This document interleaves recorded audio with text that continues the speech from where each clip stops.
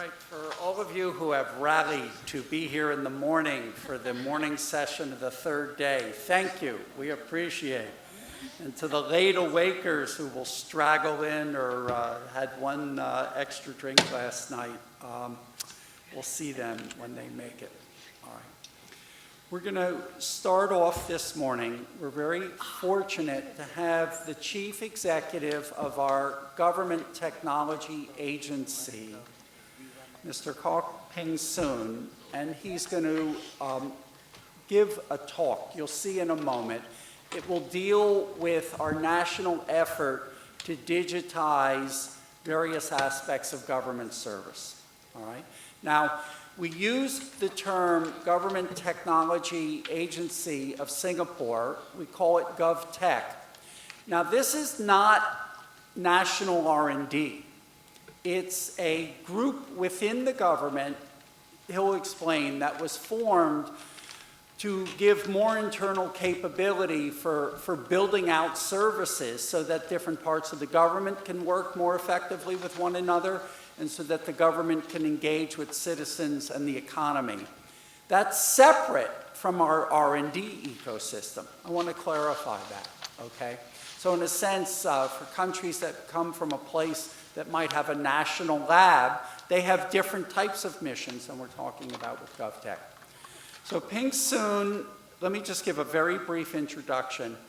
He is relatively new to the Government Technology Agency of Singapore. He assumed the role of Chief Executive May 1st, so May, June, 2 full months. And prior to that, so he's relatively new in GovTech, so like you, he's sort of like getting it all figured out, and he's had 2 months to do that, and his staff has worked with him to prepare an introduction. But he has been in our civil service for a long time. Most recently, he was with our Department of Manpower, our Ministry of Manpower, that works with a lot of managing the workforce, creating the workforce, regulating the workforce, right? So there are safety of the workforce, for example. And then prior to that, he's done stints with our Economic Planning Board, with our Ministry of Trade and Industry, with our Tourism Board, and with our National Security Coordinating Secretariat. So in some of his comments later on in the second segment in our panel, he can share with us about Smart City from his perspective as a user from these different aspects of government. With that, let me turn it over to Ping Soon, and we'll get on with the first segment of our program. Ping Soon, thank you.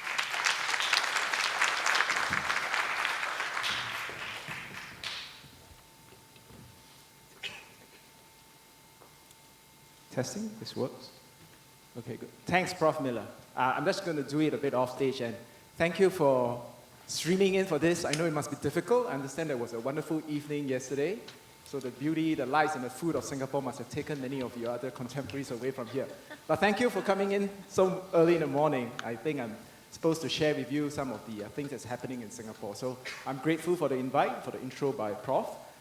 As he has said, this is really my second month on the job, so be gentle, yeah, with the questions that you have.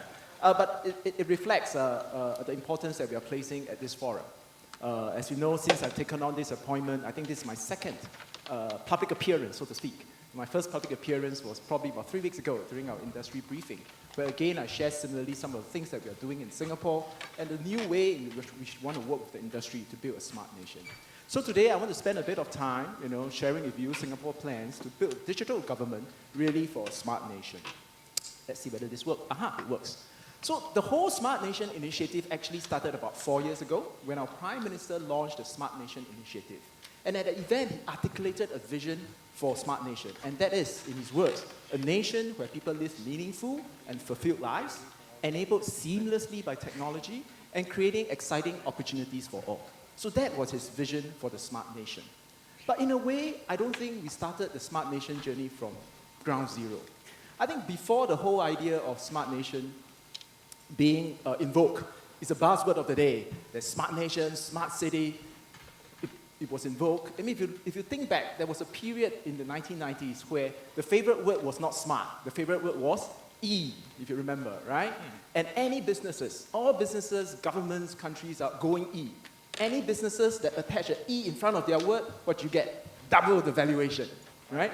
But of course, for governments, we don't really care about valuations. But one thing we care about, we look at international surveys. And not too bad. I think Singapore came up quite good. We are typically among the top 5 of many of the government surveys. Not too bad. But before the decade of E, there was actually an alphabet that came before that. And that was C, computerization, in the 1980s.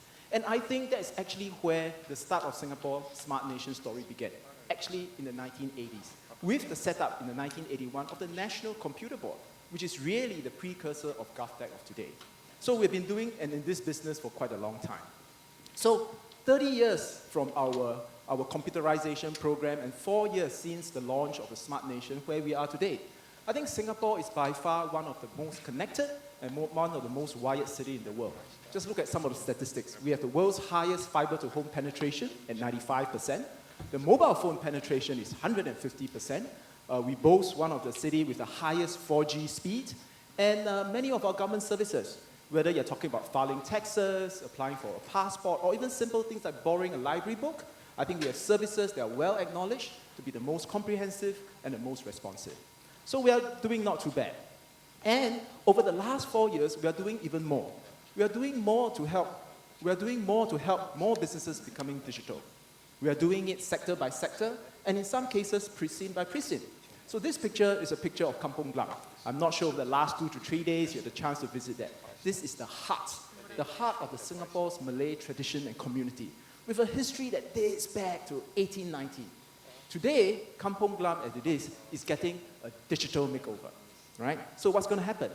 Visitors, with actually a augmented reality virtual app over there, they will be able to get instantaneous overlay of the store discount in real time. So with your virtual app, you go to the storefront, you have the overlay, and you get discounts.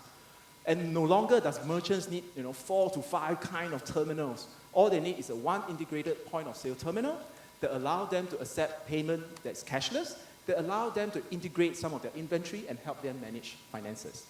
And because it is an integrated point of sales, they'll be able to have very timely information about what people buy, what people spend, and we're training some of these merchants to make use of simple data analytics tools to look at that and help them to better decide what to sell, what to place, and what sort of promotions to do. So that's happening. All businesses are becoming digital businesses. And over the last 4 years, we are doing more. Over the last 4 years, we are doing more to kind of, remove the daily irritants of living in Singapore. For the last 30 years, if you're a driver and you are parking, looking for places to park, this is what you've got to stock in your car. Prepaid parking coupons. So imagine this, right? So you drive and land is very scarce in Singapore, right? So parking lots are even fewer. So you get into the parking lot, you're in a rush of a meeting, you find that last lot, you say, goodness me, great. Drive in, you park your car, and then you reach the side pocket and you ran out of parking coupons. So you got 2 options, right? First option, well, you drive off, you go and look for a convenience store, buy the coupon, and then come back. That's one option, right? Second option is that, well, take a risk. You park, you lock your car, you go and look for a convenience store, buy that, and then come back, right? So in both situations, you're going to be late for your meeting already, right? Because you're in a rush. But the first option is that if you buy, you come back, you may not get a lot, right? And what is the second option? If you do the second option, right, you can take the risk, but you're going to run against the risk of our ever-efficient saman auntie, right? Because by the time you lock the car, you go and buy the parking coupon. By the time you come back, you get this friendly lady in front of you and say, hey, you didn't pay your parking, and you're going to get a summon. So in both cases, no win. But today, parking is made much simpler. So we've launched a parking.sg app. Now, you don't need to stock parking coupons, right? You don't need to have laser-sharp focus, looking at which circle is there and then trying to peel off the time, right? And you don't need to rush back to your vehicle to add on more coupons if your meeting extends. And you don't need to get that sense of being cheated by the government because you overpaid because your meeting ends early. With parking.sg, you can actually extend the parking remotely, and you're actually paying by the minute. And since we launched it in October last year, about 350,000 vehicles are now using this app to pay for parking. I just can't remember where should I point. Here. Okay, got it. We are also doing much more over the last 4 years to make sure that segments of our population are not left behind, particularly the more vulnerable, the elderly, for example, right? And to be fair, our elderly in Singapore, quite good, quite digital literate. We did a survey. About 85% of them who are age 60 are already going onto the net. Not too bad, going Facebook, keeping in touch with their friends, keeping in touch with their family members, so on and so forth. So 85% of them are already doing that. But we want to do more. Other than just getting them to use the net to get information, we are bringing them on an e-payment learning journey, right? So what does that mean, an e-payment learning journey? So we get volunteers to work with them to first download, right, the right app onto their phone, teach them how to log in to get to the e-payment, and then teach them simple things like how to stay safe online, what are some of the cybersecurity risks you have to worry about, and then get them to actually physically learn how to transfer money from payment to payment, mobile payment, and using their phone to scan a QR code to buy F&B. So actually walking them through the journey. So we're doing that beyond just letting them going through lessons, walking them through an e-payment journey. So that's what we've been doing over the last 4 years. And because we've done all this over the last 4 years, I think it's given us confidence. Our ability to start small, right, and actually to act fast quickly, that has given us the confidence to kind of know what we should do, which is why we're ready to think a bit bigger, right? So what we have done, in fact, over the last 1 month is in rapid succession. We have released 3 plans under the Smart Nation. All things in life come in 3. Many things also I say will be in 3s, yeah? So first, we have launched the Digital Economy Framework for Singapore to be one of the leading digital economies in the world. Second, we have launched a Digital Government Blueprint to build a government that is digital to the core. And finally, we have launched the Digital Readiness Blueprint to ensure that every segment of our population can benefit from technology. So under the Digital Economy Framework, we are doing 3 things to actually help Singapore become a leading digital economy. The first thing we are doing is we want to accelerate our businesses going digital, beyond the shop businesses in Kampong Glam. We want to do it sector by sector, industry by industry, precinct by precinct, and we want to have a stronger focus on our SMEs, which is really the backbone of the economy, about 200,000 of them. So for these 200,000 SMEs, we have an SME Go Digital program. What happened is that these SMEs can now access advanced digital solutions. And we actually curated some of these pre-approved solutions, whether in retail analytics, whether in financial, whether in ordering, to lessen their anxiety. Because they wouldn't know what is good for them, in a sea of vendors. So we curate them, it was pre-approved, it helps them to do that. It reduces their anxiety, and it shortens their time of market, because many of these solutions are really streamlined for implementation. So we're rolling this out a big way to help our SMEs companies. Second, I think Singapore is a small island, and we do want to have digital technologies that's pervasive across every part of the island. But we are also taking a bit of time to build physical digital ecosystem. So the Punggol Digital District is a good example of one. We are bringing together technology companies, cybersecurity companies, adjacent to our Singapore Institute of Technology. So PDD is going to be a hotbed for cross-fertilization of ideas from research, from businesses, from academia, to create the impact that we want to see in Singapore. Thirdly, we are also deepening the sector capability, the info, comms, and media sector capabilities in areas such as AI and data science, in areas such as immersive media, the Internet of Things, cybersecurity. We have just recently launched our AI Grand Challenge in 3 areas, in health, in urban solutions, as well as in finance, all with a view to catalyze multidisciplinary research that will bring significant economic and social impact to Singapore. Under the Digital Readiness Blueprint, we are focusing on 3 things: to improve digital access, to improve digital literacy, and to improve digital participation.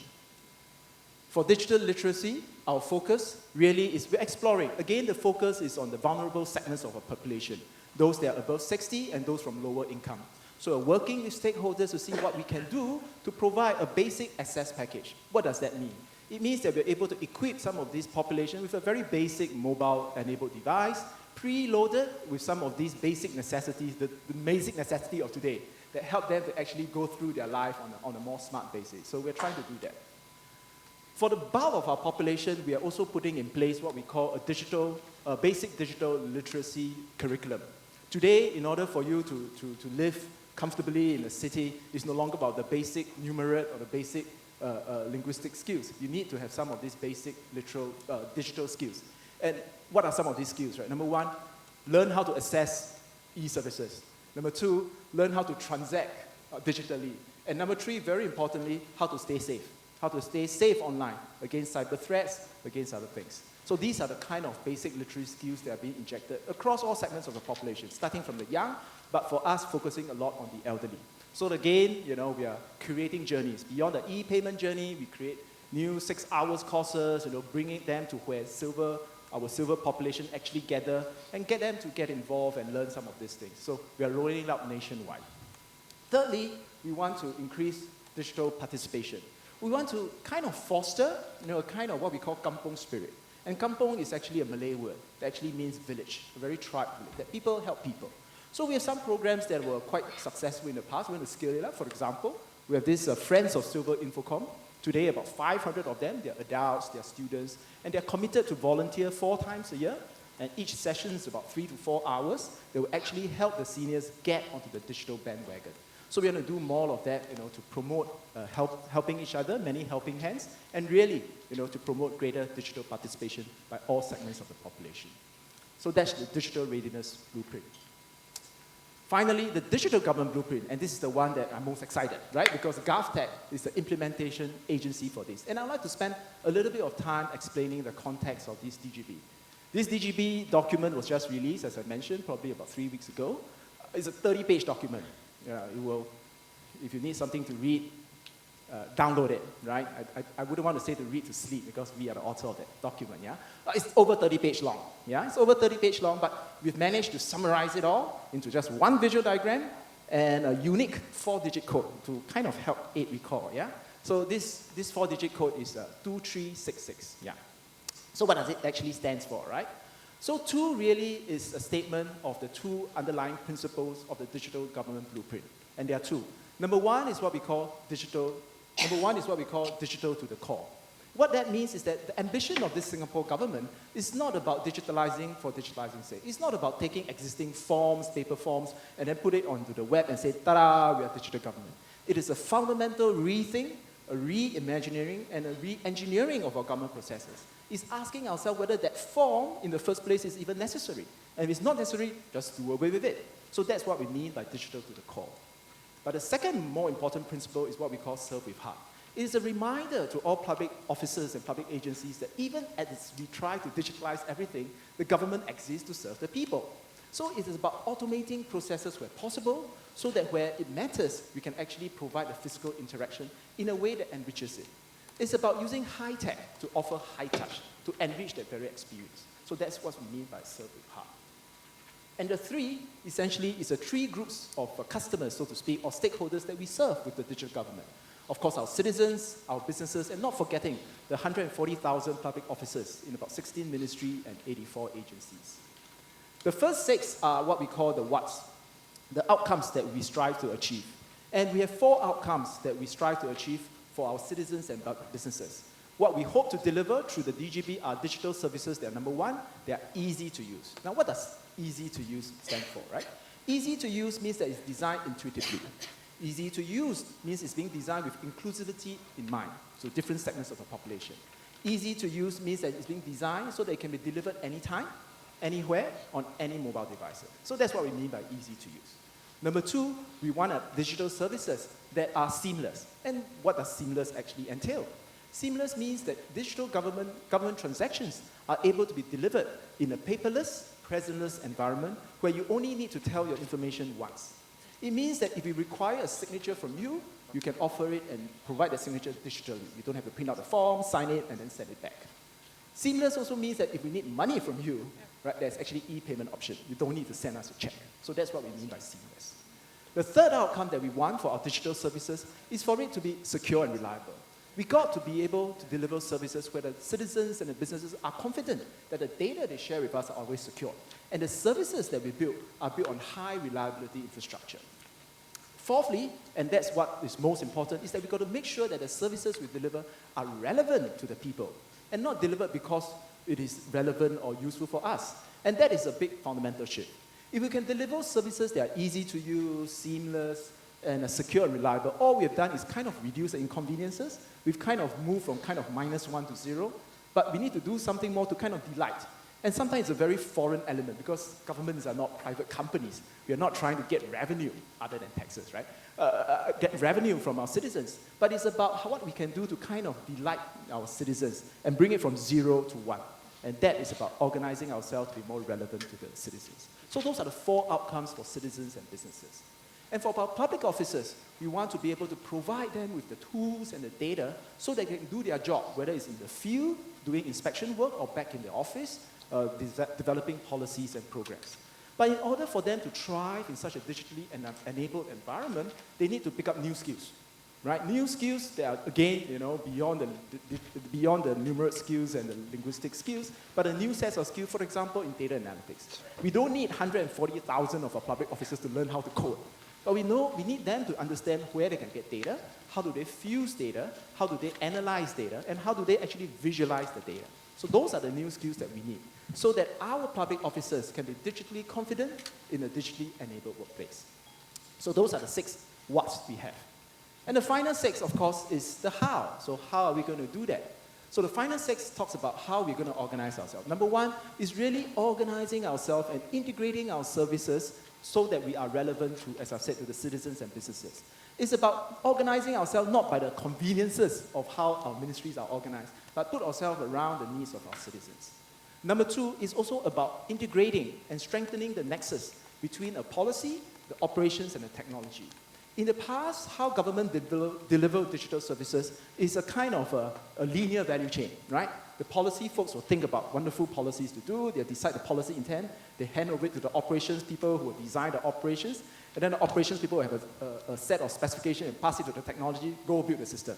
I think this way of doing things are no longer possible. So we need to organize ourselves so that the 3 communities start from day 1 together to think through the issue. So we are strengthening the nexus between the policy, the operations, and technology to make a more deliberate impact in using data, in using IoT, in using AI to influence and design our programs. Number 3, we want to, and in order for us to do that, we need to increasingly build very common data and digital platforms. So we're rebuilding our technology architecture to allow our agencies to deliver their services much faster. We're looking at our data architecture. We're facilitating data sharing among our government agencies so that we don't have to collect information every time and allow this data to be analyzed to improve our services. So we are designing new data architecture. Number 4, after doing that, we need to make sure, again, that the data that we provide, data we collect is done in a secure way, and we build high reliability infrastructure to do that. The 5th one is, of course, about raising our innovation capability. So I talk about what we need to do to raise the digital literacy of our public officers. We're also doing much more now to allow the talent that develop in the ICT to flow across the different government agencies. And we're also doing what we can to strengthen the technical capabilities of my organization where I'm from, GOVTECH. And finally, and I think that's one of the exciting things we should want to do very differently, is to move beyond just engagement with citizens. It used to be when we deliver many of these services, citizens are the subject of our study. We do focus group, we study them, and then we develop services for them. We involve them kind of downstream. But we want to make a change in that, and we truly would like to find ways and platforms where we can actually co-create the solutions with them, right? Because who better way to tell us a pain point than to bring the citizen in to journey with us to actually create some of these services. So we are making a change in that, and one of the DGB initiative is what we can do to co-create it. Co-create with citizens, co-create with businesses and with industry, the solutions that are meant for them. So that, in summary, is what the DGB is about. Of course, you can say, all well and good, these are all nice plans. So what does it actually feel like if you are even half successful in delivering this? So what is life like in a smart nation? Yeah? So what is life like in a smart nation? So I hope to use this example, and there's a big qualifier there, yeah? Any resemblance to actual persons or events is purely coincidental, yeah? Big disclaimer here. It's just a visual illustration of what life is like in a smart nation. So let me introduce to you Mrs. Lim. So Mrs. Lim, 34 years old, lives in the Pongo Digital District, and has just had a newborn baby. She has a job to be done today, yeah? What is her job to be done? The job to be done is to go to the clinic to attend a medical appointment, rather her first postnatal medical appointment. So that is her job to be done, yeah? So that's a job to be done. She has a newborn baby. She brings the newborn baby to her mother's place. She was ready to leave the house to go to the clinic. And usually she takes the train, yeah? But guess what? Guess what? It works, yeah, it works. Guess what? Through mobile app, the mobile informed Mrs. Lim, right, that, well, the trains are very crowded, yeah?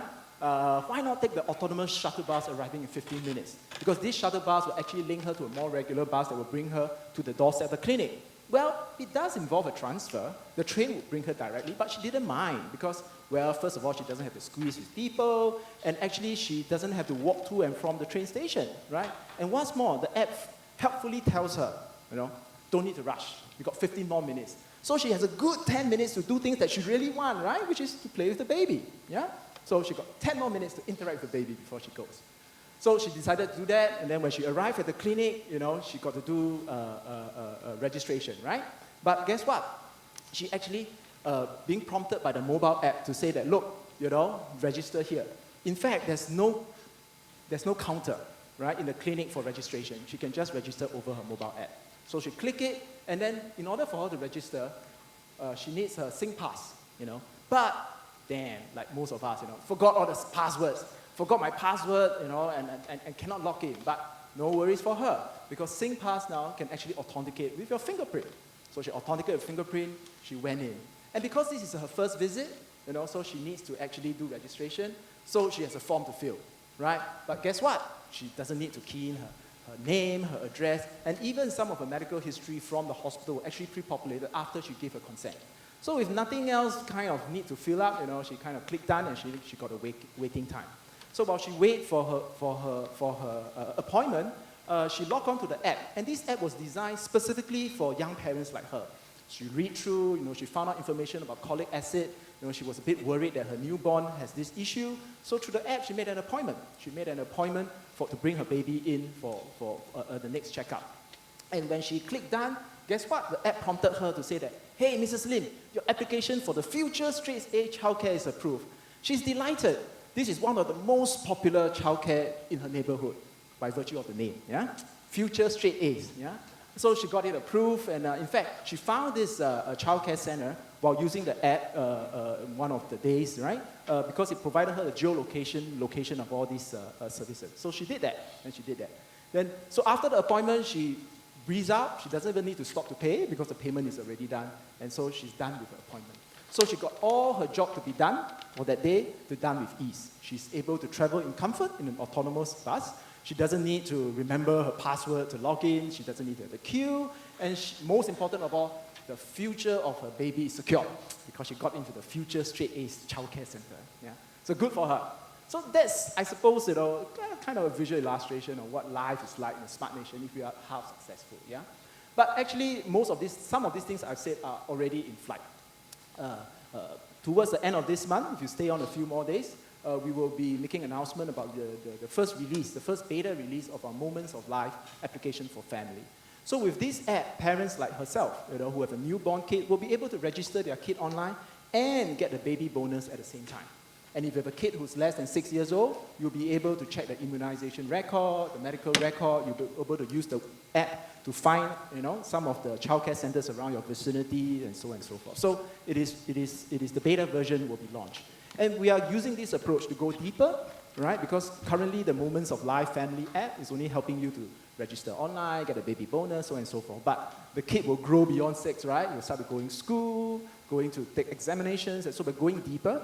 But at the same time, we're using this approach to go across different life stages of people. Why stop at parents with young kids? What about helping people, working adults, right? To help them stay relevant in the job, to help them find a job. What about helping our NS men, to make their life easier? What about helping our retirees? So we're taking the moment of life approach both deeper in each of the moments, as well as spread it across different moments. And that requires us to organize things differently, because we don't have a ministry of young parents. We don't have a ministry of working adults. We don't have a ministry of retiree. We have ministry of health, ministry of manpower. So that's really about organizing ourselves, not by the conveniences of the government organizational line, but around the needs of the citizens. So we are doing that with Moments of Life. And the ability of Mrs. Lim, to able to log seamlessly across the government digital services is being enabled by our national digital identity. And later on this month, or later on this year, we'll be launching the SingPass Mobile, which actually enables what we talked about earlier for Mrs. Lim. You're able to scan the screen on QR code, you're going to authenticate using a fingerprint, and then you'll be logged in. The MyInfo that we have done is also something, it's a national infrastructure, right? Today, about 70 government services are already integrated with MyInfo, where you only need to tell them once. And in fact, this ability for you to, or rather for you to provide your information is extended not just to government, to citizen services, but we're extending that infrastructure to private services. So today, over 30 banks have their new account information application process use MyInfo. So what used to take you 5 days to open a bank account, because you need to send in your photocopy of your NRIC, a photocopy of your income statement and what have you, take you 5 days. Now with MyInfo and with your consent, 1 day. So we are doing more of that. And by year end, about 160 of our government e-services will be integrated with MyInfo, and more private services will be doing that as well. So building a smart nation really requires a new level of partnership between the people, the private, and the public sector. I think what we are doing is really trying to build a home for the young and the old, and not just for the technologically savvy, right? And we want to do that because we want to transform our lives, and we want to transform our lives together, right? And if you really look at it and think about it, I think over the last 50 years, we have been quite successful, right? We've transformed Singapore from a mud flat swamp into a metropolis of today. Our standards of living have increased, we have created good jobs for people, and we have built a city and a country that we are proud of. So in 50 years, we turn ourselves into a metropolis, and I think that, and we hope certainly, that with the plans that we have in 10 years' time, we will be able to build a smart nation. Thank you very much for your attention.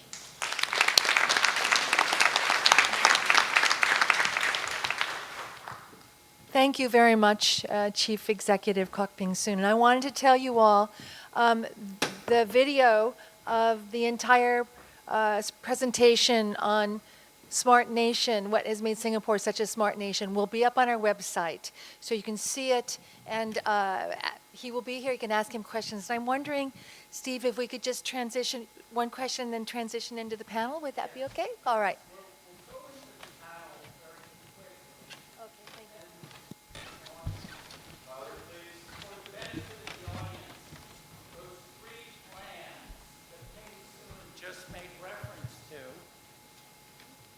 Those three plans that Ping Soon just made reference to, they're publicly available documents.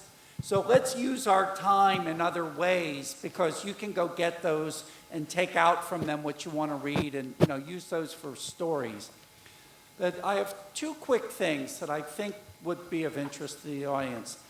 When people think of smart city, usually it's a long list of technology, okay?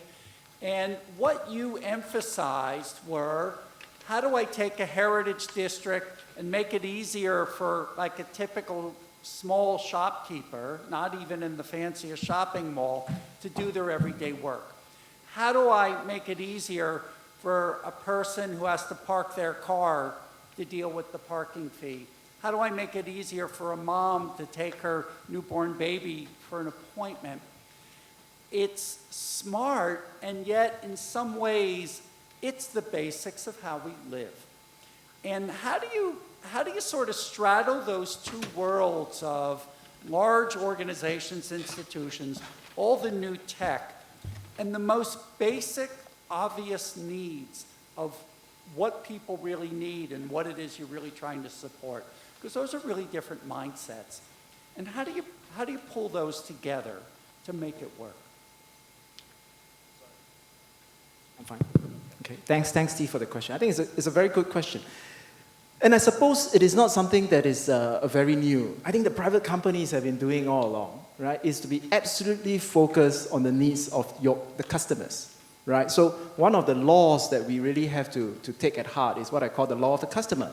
Be absolutely focused on what are the needs of the citizens. Actually, the best way, for the government, is to get out of the picture, right? And the best service is no service in a way. Right? So in a way, if we have to interact with the customers or with the citizens, the best way is to put ourselves in the shoes of our citizens.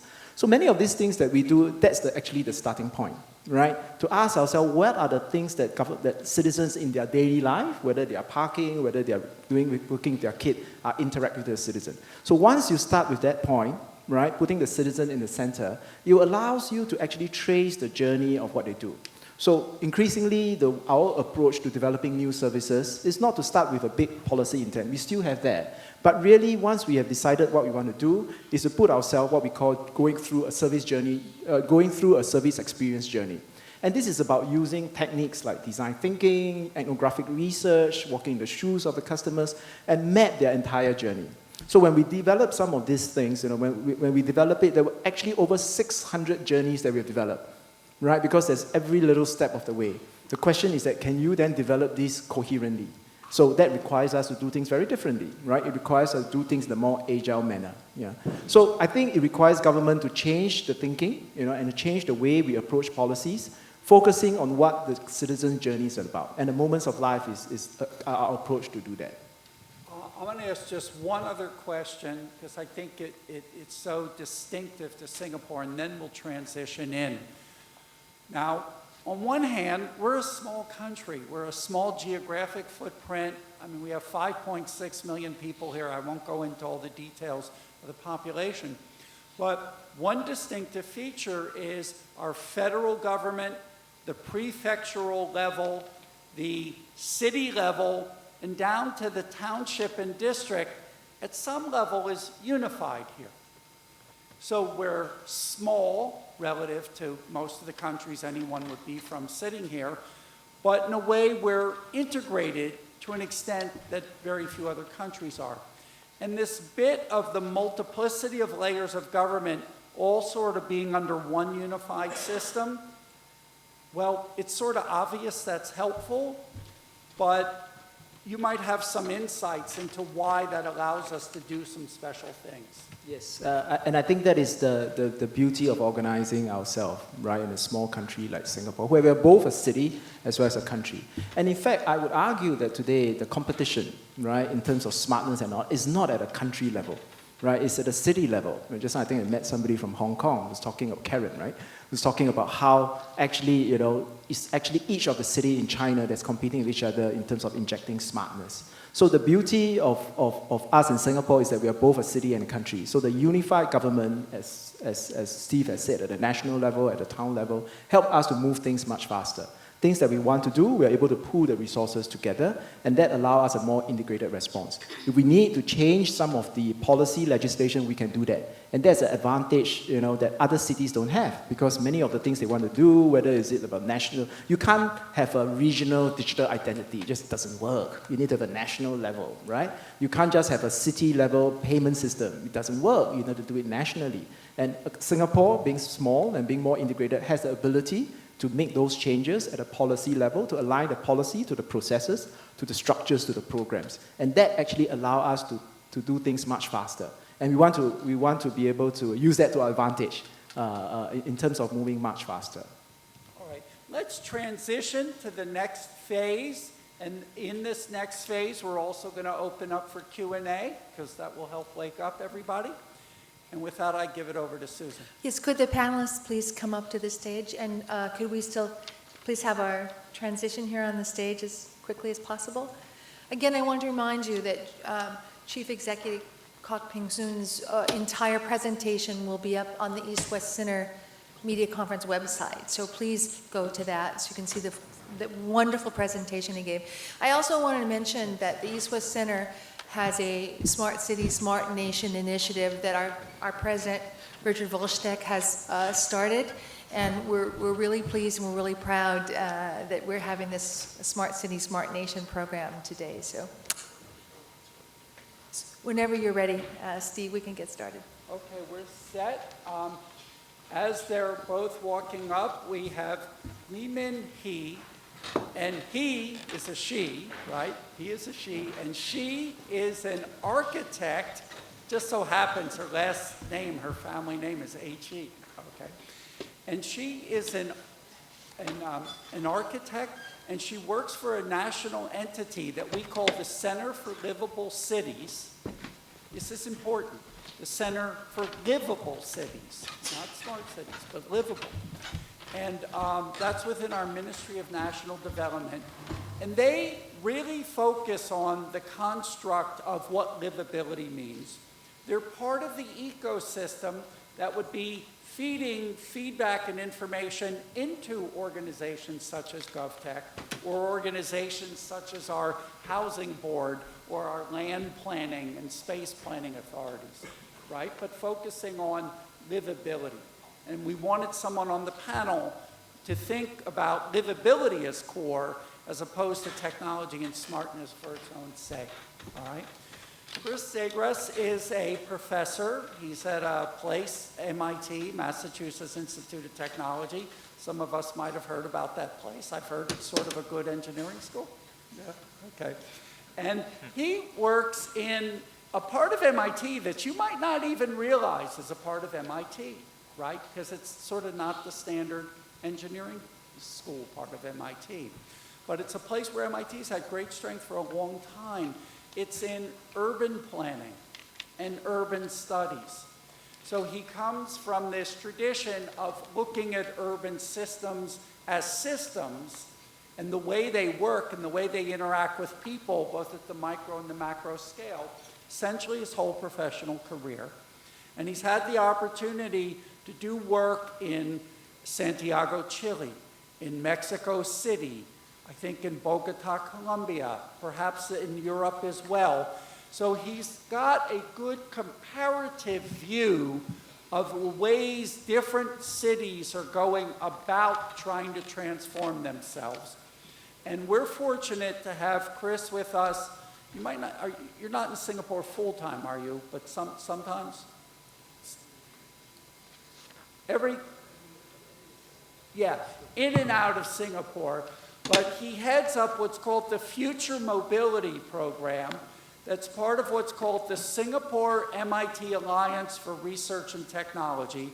And that's a large national effort to serve as sort of a core catalytic think tank and do tank to show what the future can be with mobility. So Chris comes from the world of urban planning, mobility, with that perspective of other countries. Limin is thinking about the built environment and its interaction with people and what livability means at its core. Ping Soon, you're aware of. You can see what he's now doing in his new role of chief executive. All right? So that's the setting the stage.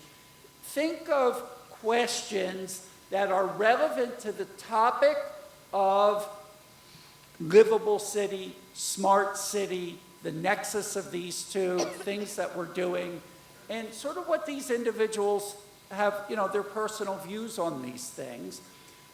If you sort of come in with a question that has something to do with some policy of the Singapore government that has like nothing to do with this morning's panel, I'm happy to talk with you after the session based on my 18 years of living here, but that's not what we necessarily ask the panelists to sign up for. So let's sort of keep it on task, but be creative in the kinds of questions that you want to ask in the smart city space, all right? Just a quick introductory round. Limin, you've been involved in so-called livable city and smart city efforts for a number of years now, and it's not brand new to us.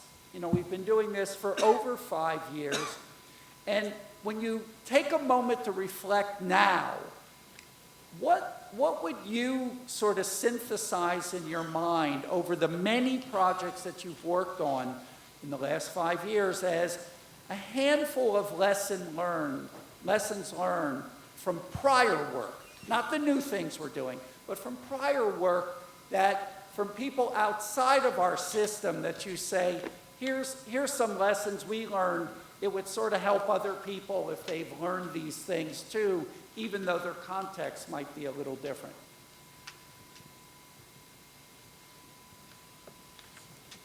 Hi, so maybe a short introduction first about our center and what we do.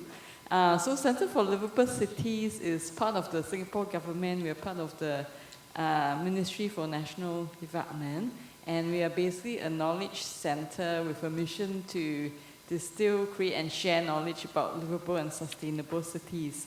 So on the topic of smart cities, I would say that we have to define a smart city as a livable and sustainable city where people want to live. And we use technology as an enabler to make people's life better and to facilitate integrated planning and urban governance. So our take on smart city is that. And one of the key pieces of work we have been doing is this thing called urban system study. Like Chris says, we have to approach the city from an urban systems point of view. And we have been documenting Singapore's development over the last 50 years. And as presented by Ping Soon this morning, our smart city journey did not just begin in 2014 when Prime Minister Lee Hsien Loong launched the Smart Nation initiative, but rather over the course of of 50 years, we have started with computerization and a lot of other initiatives. So this is something we have documented in this USS called Technology and the City Foundations for a Smart Nation, which we will be launching at the World City Summit in July, which we hope you would come and join us. Also, it will be in Singapore. And we have spoken to many urban pioneers who had initiated the plans and faced the challenges, of the day over the last 50 years. And so, we do understand that it is not, just using technology for technology's sake, but how we apply technology in the city and ultimately what makes people want to live in the city, right? And what makes people happy. So that is, that is the take that we have. It is about making people's everyday life better. And I think, over the last 50 years and in the recent few years where these programs have been launched in the built environment, there have been a lot of pilots and prototyping of solutions. And we are only beginning to see some of the challenges that some of these new technologies and business models have caused as disruptions. But these things take time. Mindset change takes time. So, and businesses need time to react and adjust to new regulatory models that they have to operate within. So I think we are doing well, and I'm not going into any of the specifics because it's more like an introduction, and we can discuss some of this later in this discussion.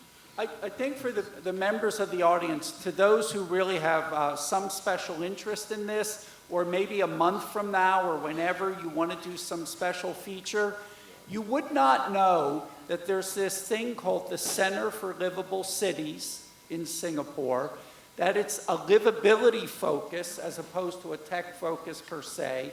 As Limin said, how did our urban systems get to be the way that they came to be? And by an urban systems perspective, how do we sort of understand what people do and don't want? Not that you can get that perfectly, but to sort of at least aspire for that. And they have a tremendous amount of public information available, actually. And it's, it's like when you live in your own hometown, you don't go to the great tourist attractions, but your friends come in and they go and say, that was a great thing. And you say, well, I never looked at it. I just live here. Well, not everyone who even lives here pays attention to the great stuff that they do. The specialists do, but the common citizen might not. But I'm telling you, if you live outside the system, go look at this stuff. It really is terrific.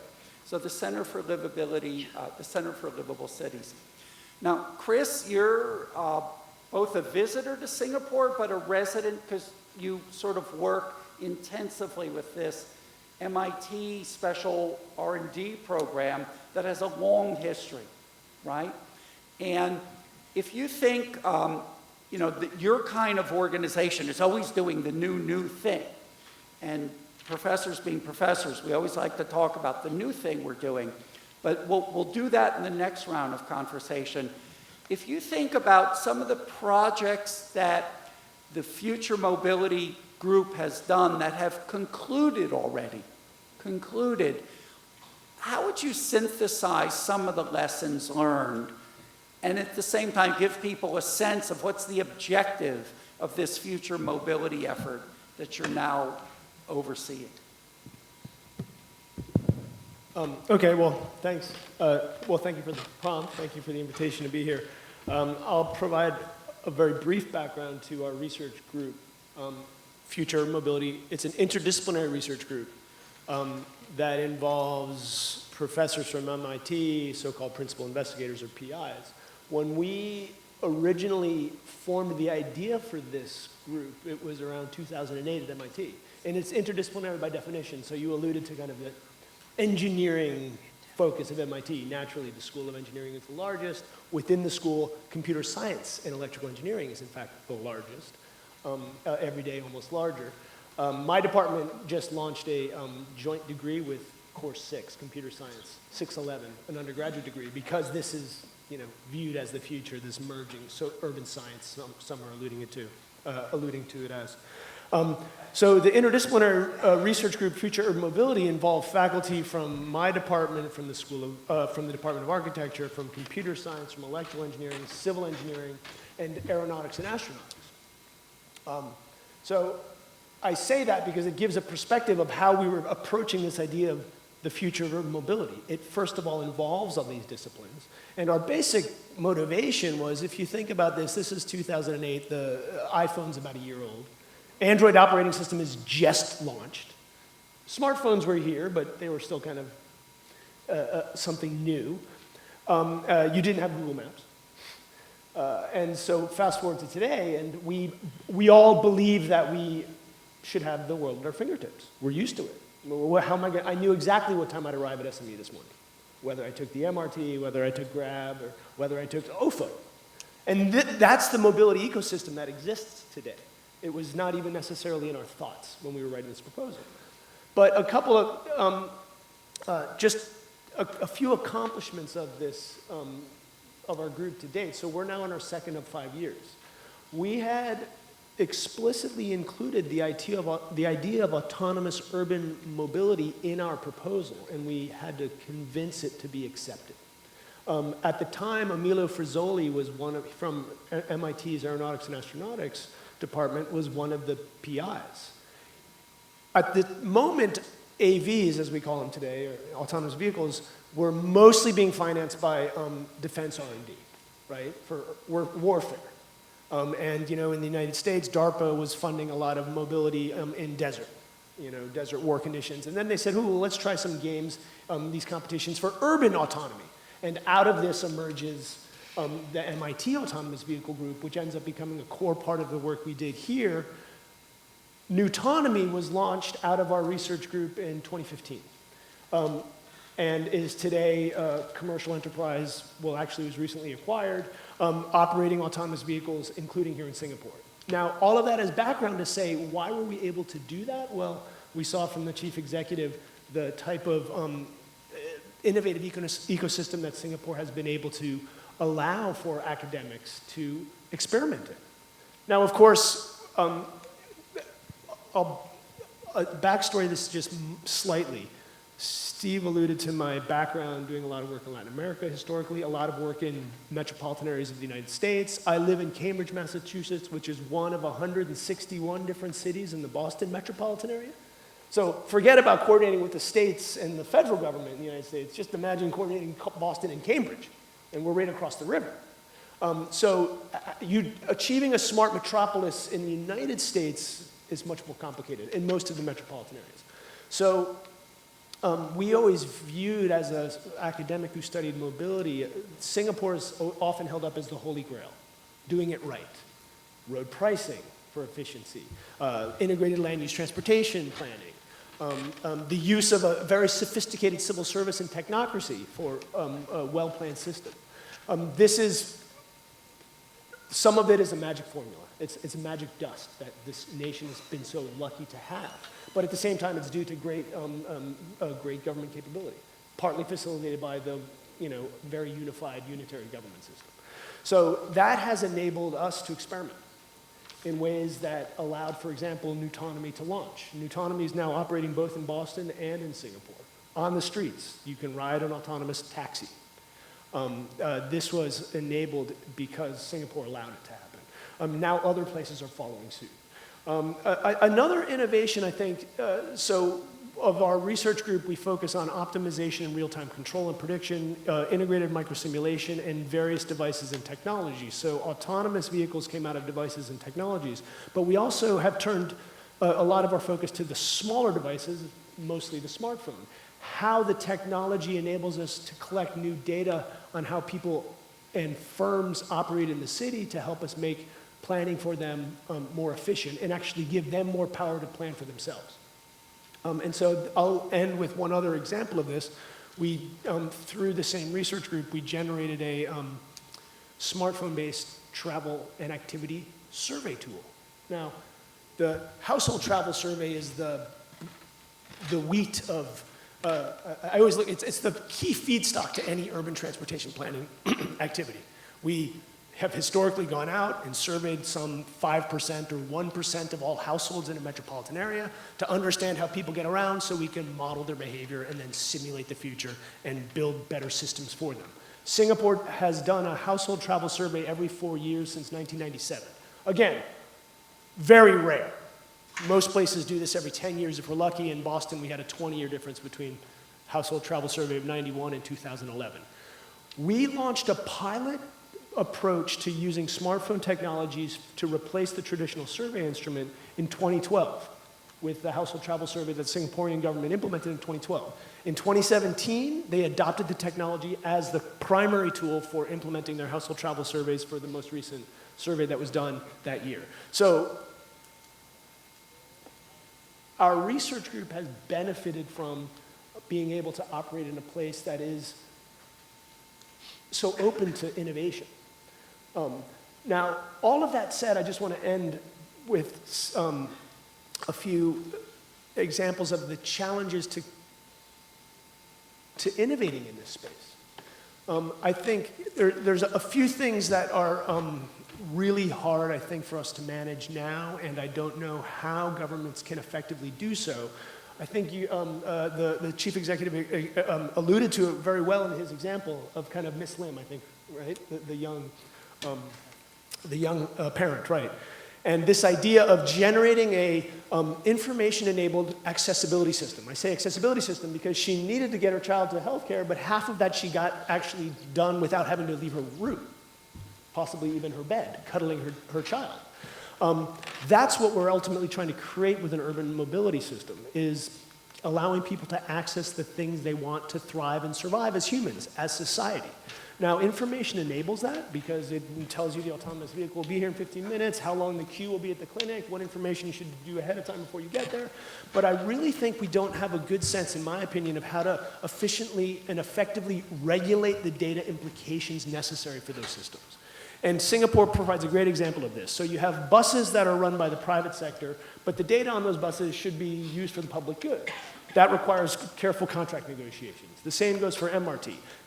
Without even mentioning the Grabs of the world. For those of you not from Singapore, Southeast Asia, Grab taxis is kind of the Uber or the Lyft. And now they're really the only game in town, which poses monopolistic concerns. How do you ensure they can operate in a way that they need to be profitable and provide good services, but in a way that also gives us access to the information we need, I say we as society, to best plan? And forget it when you mention Grab Food or Redmart or all these online delivery services and so forth. This is a rich information source that we need to understand how to regulate properly just for efficient management and planning, but even more so for privacy. And I think Ms. Lim's example is a really good one because that information in the wrong hands can be very, very nefariously used. I'll end there because I think I've gone on too long, and I'd rather hear others' opinions. All right, there's another round of panel questions about moving from here to the future. But before we do that, why don't we open for questions now? All right? And give you the opportunity. It's, as journalists, as people to this international media seminar, you don't sort of get the access to these people with this kind of real on-the-ground, deep expertise in these different aspects of livable and smart cities. So feel free to sort of ask any question that you want, all right? Please. Hi, I'm Donna Leinwand from Washington, D.C., and in Washington, D.C., I live 250 meters from a metro station, and my husband and I have 3 cars. So what I'm interested in asking you is, how do you change people's habits? How do you get them to engage in these smart city applications, such as taking public transportation and using the data and getting them away from the sort of the instant demand of like, you know what, I don't feel like dealing with Metro today, I'm going to take my car. Yeah. You know, just let me make a comment to the audience here.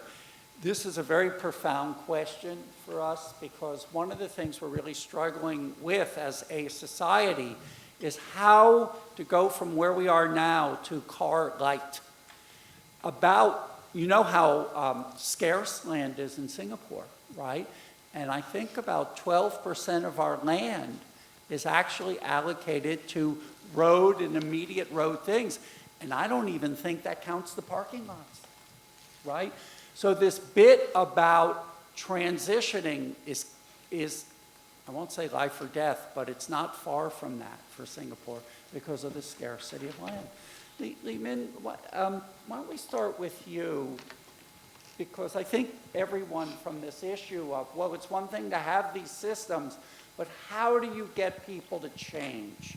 And that's a thing that's a long time process. Yes, I think that's quite pertinent. You know, the fact that Singapore is test-bedding autonomous vehicles is not just technology for technology's sake, because ultimately it is part of this larger slew of measures for car-light Singapore.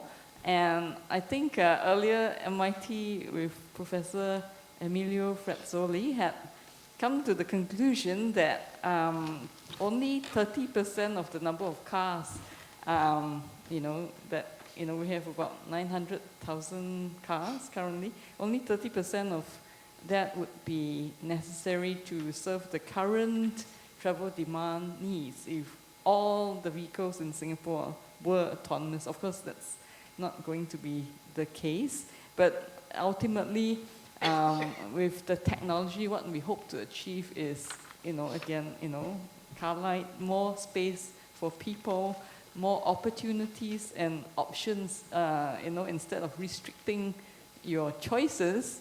Technology is supposed to open up all the options you can choose. Today, I'm going to take the bus because, that's going to be the best way for me to get to work. Or today, it's such a lovely day, I'm going to take my bicycle and, or use a shared bike for that purpose. So ultimately also to encourage active mobility and walking and taking the transit. So I think, we have to see technology as part of a larger slew of measures. And I think what was mentioned was also how do you get people to change their minds. And I think that by offering people lots of choices, people would actually do things because it's more convenient, not because, I want to be sustainable today and I believe in this larger good, I want to save the planet. That's not what people think about all the time when they make choices. So it's about providing the convenience and changing mobility from one which is commodity-based to one which is an experience-based kind of concept. So I think we have to use technology in that way. Let me give one specific example that was a national experiment. But everybody knows at a certain hour in the morning, you have the super peak, and that peak hits all the modes, whether it's road congestion or actually riding the train system. And everybody knows, but gee, if you can come 20 minutes earlier or 30 minutes earlier, it would make the train less crowded. Everyone knows that. So how do you move, nudge, push? So we ran a national experiment and we said, if you get on the train from certain outer areas coming downtown and come before a certain time, it's free, right? And to see if they could shift at least 5%, 10% of the people. And then the interesting thing is, after the incentive ends, will some people continue to do it? So these are examples of real experiments that we've done at city scale. Okay. Yes, Chris, how do you get people to make change like this? Well, that's a great question. I lived in DC for 5 years, a long time ago, before its massive gentrification. Well, Singapore, as I alluded to earlier, has often been held up by the transport academic community and many of the other leaders, transport city planners around the world as this place that does it right. So in some sense, this is, well, because they price efficiently. Efficiently from an economic perspective, not from a financial perspective, meaning road pricing. Now, we could argue about whether it's economically efficient or engineering efficient, but that's not so important. I think, to your point, though, in the spirit of the smart nation, one is we now have the capability for much greater omniscience about how the system operates. We should be using that information. Now, omniscience can be, it sounds kind of scary in a way, right? We know everything. But if you allow people the power, the ability to use that information to make better choices, perhaps you would know, and you might go down to 2 cars in your home, right? Because you'd have a better sense of how the mobility system operates. And then once autonomous vehicle, shared vehicle services become available, you might go down to 1 vehicle per day. And if you have kids, they might just be raised in a different mentality where they don't expect to get their driver's license at 16 because that seems so passé. Right? It's like, so we can enable better decisions. We can use feedback on the system to give you better information about making better choices. But to this idea of experiments, right? Singapore's been leading this. The MRT off-peak incentive is one example, is we can also use the same information to understand the effectiveness of the experiments.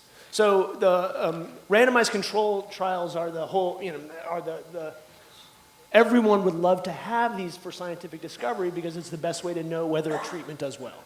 In social sciences, they're very hard to do, but they're becoming now in vogue.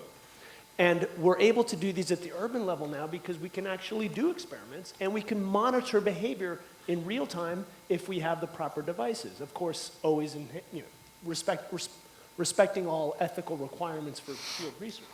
But then we can understand the efficacy of experiments and whether giving you the right information did in fact get you to take the WMATA, either bus or rail, 3 days a week as opposed to 1. Now, this also allows us to give information to users and create different forms of incentives, whether it's cheaper MRT if you go on the shoulder, whether it's not going to downtown by car in the peak. More expensive parking. More expensive which parking. is in our policy regime, which over time will invariably happen. Right? And I think that's important because what Singapore does better than most places in the urban mobility realm is it prices intelligently. Although ERP, current electronic road pricing is still at the cutting edge, but ERP 2.0 will be the real thing, where you price the resource according to its scarcity. And you can then move, and I hope that Singapore leads the way in doing this, to pricing it in an integrated fashion. So you're pricing road resource at the same way you're pricing the MRT and buses and the Grabs and autonomous vehicles of the world for system-wide efficiency. Once more, technology allows us to do this in theory. It's whether the political system will be able to do it, whether the technocratic system will be able to do that. And if anyone could do it, Singapore can, in my opinion. But that also means we need to finance properly and invest properly. In the United States, in the metropolitan areas, we do none of those. We don't. And so this creates the problem where not only is the road system not properly financed, but that creates a massive deficit, and WMATA is a perfect example of this. So WMATA is the Metropolitan Transit Authority for Washington, D.C. metropolitan area, which is one of the least well-preserved system in the country. Breaks down every day. There's fires. I mean, it's calamitous. And so that's why you don't use it. That's why you wouldn't take your children on it. But then the last piece, I think, which is important, and again was really well alluded to in the chief executive's talk, was this: one of his slides had this word co-creation on it, right? We need to capitalize on this open data possibility and the open source computation possibility, merge this with the cloud for new ways of co-creating our future systems, much more closely bringing the citizenry into the planning process. This is a challenge because all governments are fearful of doing this because they don't want their space invaded. There's, again, real concerns about privacy and real concerns about the land developers coming in and hedging because they have better knowledge than in the past. But I think that, the example I don't know how many of you play computer games. I haven't played SimCity since it first came out. This was, 2 decades ago. But these are simulation tools that are every day more realistic and that we actually can make behaviorally now real and based on real data. So we can actually bring in new ways of co-creating the cities we want, which once more might get us to the behavioral change that I think many cities of the world actually need. Steve, I just wanted to mention we have 10 minutes left if you want to map out the last 10 minutes. Let me just add on. I think Donna asked question, it can be an answer that takes a whole hour, right? But I'll just offer 3 quick points. I think first thing right is, of course, get the policy right. I think in Singapore, we are very clear that public transport should be the preferred mode of transport. Once you get that right, it will flow down to the pricing strategy, to the financing strategy, and all that. I think pricing as a mechanism, I think both Chris and Hermin has talked about. I wouldn't elaborate that. Clearly pricing both in terms of the use of the car, to the ownership of the car, to the parking of the car, right? And as well as pricing of the public transport. But the third point is something I wanted to expand a little bit, which is the use of technology. Precisely because technology has moved so fast, we're able to now move to ERP2, right? Which is a GPS-based technology. Precisely because data is so widely available now through sensors and all that, and also because computing power is now so strong, we're able to aggregate some of these data to be more responsive in planning bus routes. So let me just share an example, right? So typically when the Land Transport Authority, we call the LTA, when they do some of the bus route planning, the bus route planners are still using a bit of a rule of thumb, Excel worksheets and all that. But now we actually have real data. We got all the EasyLink, which is the travel card. If we can aggregate all the travel card data, we know the population density, now we can actually quite dynamically plan where the routes are. So it used to be when you plan a route, you travel from here to here, the bus route, because that's what you think is the most optimal. But now knowing how travel patterns are, perhaps you should cut this route, cut that route, and then you can then be more responsive and reroute almost quite regularly. So it's precisely because of the availability of big data that actually allow us to do that. But if we can go one step further, and I like the idea of co-creation, right? And what is the role of government to enable some of this mobility as a service is precisely to make available some of this data for the private sector to use. So a real example here, and you can check it out, we call it Beeline. So Beeline is an app that's developed by GOVTECH. It's probably one of the first government apps that we totally open source the code, where we pull together all this data and make it available for private shuttle bus hirers, right? As well as for citizens. So what does it mean, right? One of the biggest problems that you have that you need to rely on a car is because you don't get a direct bus. If you rely on a public bus route, but somehow you want to get from point to point. But it's very difficult for public bus operators to do so many point to point. But that's where private bus operators can come in. So through Beeline is almost the first marketplace for crowdsourced bus service. Right? If you like to go from your home to office in Shenton Way and there isn't a direct bus, you indicate that you're willing to pay, $2 or $3. If enough people actually say that they want to do that, then it sends a signal, right, to the private bus operator to say, okay, I will do this route. And that's happening. In fact, Grab Shuttle, right, make use of this app to actually provide that route, to provide that end-to-end. So that's an example of how you can aggregate data, right, make it available for private sector players, and crowdsource the solutioning with citizens. So you decide that if you want to pay $3, there's 10 of you, it's enough for a shuttle, Grab Shuttle will launch it. And then you can then track what time the bus comes and be able to confirm your seat on the bus. I'm going to, before we go to the second question, which we're going to go to, I'm going to just make one quick comment. Just to give people a feel of how deeply integrated the public-private citizen partnership needs to be, and how you sometimes have to realign your thinking of the way these entities need to coordinate as opposed to be adversaries. So Singapore followed the global trend and privatized the rail line. And the rail line, to make money, put more emphasis on their retail shops in the station than on maintenance. And we suffered an increase in rail breakdowns, not anywhere near the frequency of Washington, but relative to what we had been used to, there were more because there was heavier ridership and somebody took their eye off the ball. And then people looked around and said, but we want more people to be using public transport. Who's going to say I'm going to do that if they think it's more likely the train's going to break down? So they changed the system. The government took back the ownership of the capital assets and worked out a new kind of contracting deal and put massive effort into increasing the engineering on rail reliability, just so it gets easier to say to people, we need you to go to transport.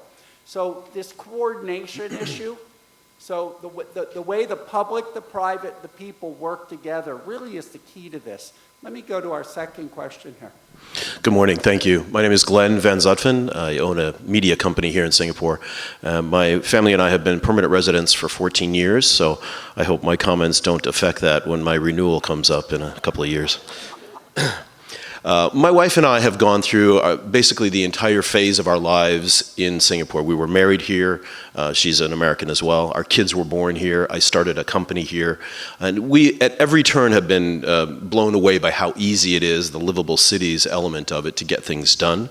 At the same time, we've realized that we give up a lot of our personal privacy. I mean, the government knows everything about who we are, what we do, and when we do it. Now, of course, this is nothing new. It happens in countries all over the world today, and we've been willing to make that trade-off for the convenience that it has offered us. One quick comment and then a question. On the mobility side, we take buses and MRT and taxis. We don't own a car. And the reason we don't is because we literally, even though both of us work, cannot afford a car. So I think we need to mention that even though there are great campaigns to get people to use public transport, a car is out of the reach for most Singaporeans and many foreigners.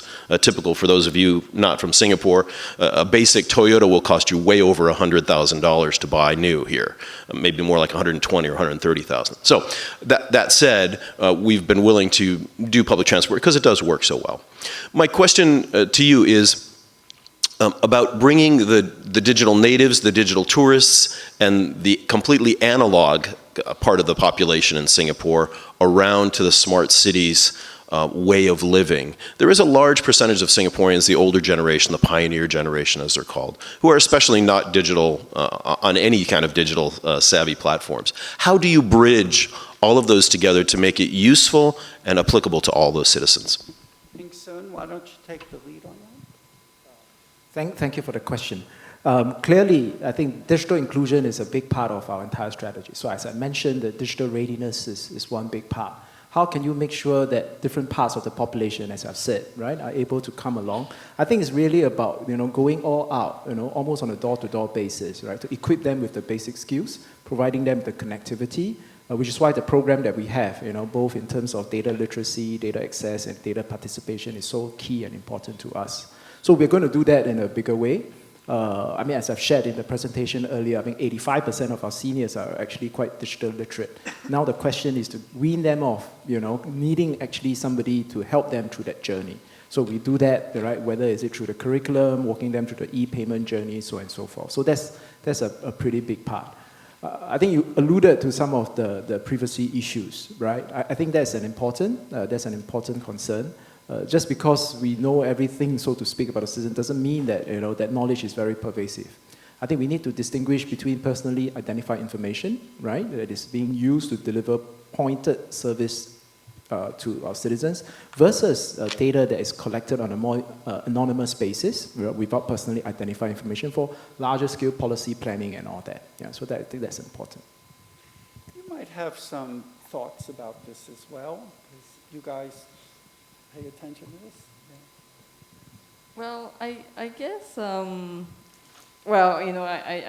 was just thinking that, social media itself is something that people already surrender a lot more information to than, to you know, I mean, in exchange for less than what you get for good government services. So I think, as Ping-Su pointed out, there are different kinds of data that is being collected. One is actually large-scale, big data that is have a high degree of anonymity and could help us with, you know, our urban planning, with providing better services, things you enjoy, like using the One Map platform to navigate, find a school for your kid, you know, find an elderly care center, and so on. So these are really very useful features. And I guess on a more directed information being provided, it is clear that the kinds of benefits for urban services and e-services that you get should be something that people, you know, find that it is worth giving up this information for. But I think I have nothing much more to add to that, because I think it's Just, you know, I've been here 18 years, and let me just make a few comments, because, you know, I sort of understand the system deeply internally, and I understand the system from the perspective of outsiders. Yes, it's very expensive to get a car here. And unapologetically, that's the policy. That's the key point. Because there's a belief that the way remember, the country is one city. And if we had the congestion of a Bangkok, if we had the congestion of a Jakarta, it just wouldn't work. So the policy was taken that it's for the common good to make cars scarce. In fact, we'd argue they should be more scarcer, right? So those prices over time are only going to go up. Parking is only going to go up. At the same time, the government's putting this massive effort into making the public infrastructure better, you know, including new approaches to taxis. And it's rethinking some of these fundamental relationships about the good of the individual versus the community, and sort of how you work those partnerships. So trusted government turns out to be the key to this. And then the trusted government, together with the relationships with the public and the citizens, holding that social fabric together is the essence of what will turn out to be Smart Nation. And that's the balance. It's hard to navigate here as well.